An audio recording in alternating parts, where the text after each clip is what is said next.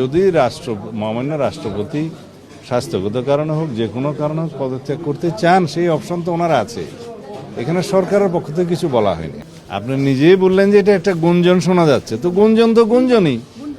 আর এটা যদি ঘটনা হয় সেটা তো আমরাও দেখব।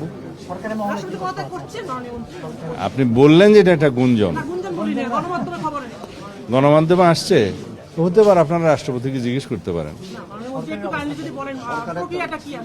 প্রক্রিয়াটা না, এটা রাষ্ট্রপতি সাংবিধানিকভাবে ইনি পদত্যাগ করতে চাইলে অথবা স্বাস্থ্যগত কারণে যে কোনো কারণে চাইলে তার সেটা অপশন আছে, কিন্তু আমরা তো জানি না।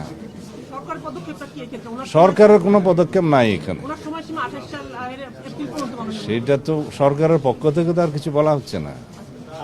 আবার আপনারা পত্রিকায় দেখছেন যে গুঞ্জন শোনা যাচ্ছে ইত্যাদি, আমিও শুনছি।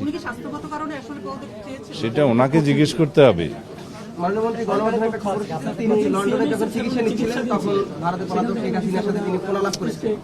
না, উনি চিকিৎসাতে কিছুদিন আগে বিদেশে গিয়েছিলেন, তো চিকিৎসা তো নিতেই পারে অসুস্থ হলে।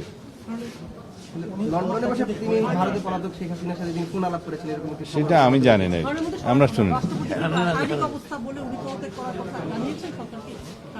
না, এটা সরকারকে জানানোর কথা না।